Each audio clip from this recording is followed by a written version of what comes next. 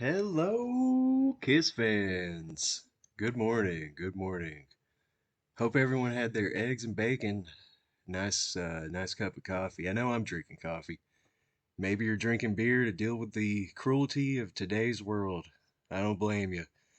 Anyway, today we're analyzing an all too often misunderstood and unfairly maligned gem in the Kiss catalog, 1979's Dynasty. Now, if you're one of the Kiss posers out there who says this is the disco album, well, first of all, that's one of the most untrue statements out there.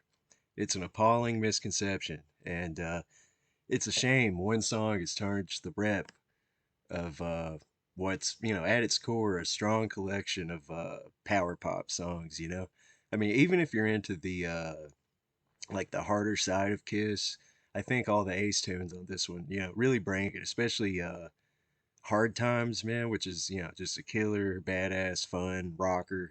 Ace sounds like he's wasted, in the vocal sessions. I mean, I'm sure he was, Charisma is another jam. That's a Gene tune.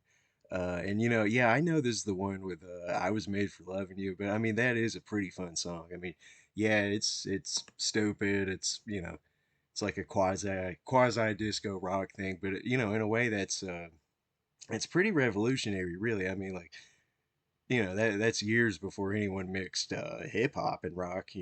I mean, yeah, I know there's Blondie in 1980, but I mean that's barely rock at all. But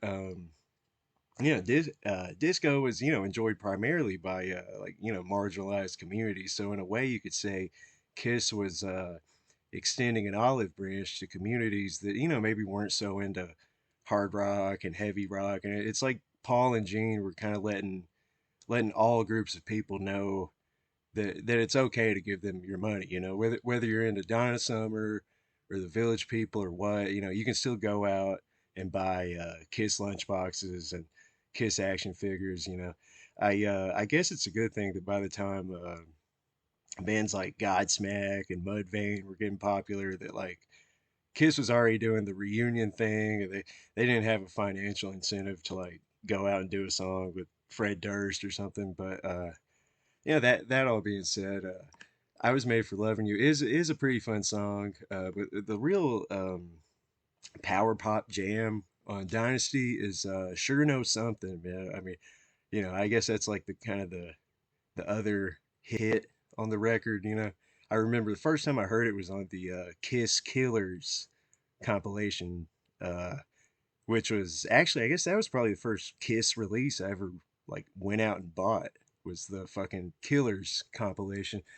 But anyway, I think this song's killer. It's got that slightly like half-ass, like almost disco bass line starting it off. Paul's vocals are really good. This is back when he could actually sing, and it's not a heavy song by any means, but I think it really demonstrates how Kiss at one point had a real knack for hooks and melodies. I mean, they don't really get credit for actually writing songs. And yeah, I am a fan of Dynasty. Honestly, it was an album I didn't really get properly into until I was a bit older. But honestly, nowadays, man, maybe it's just because I've heard Destroyer so much, man. But I'd probably take Dynasty over Destroyer. And honestly, I'd definitely take Dynasty over any album released afterwards, except I'd say The Elder does come close.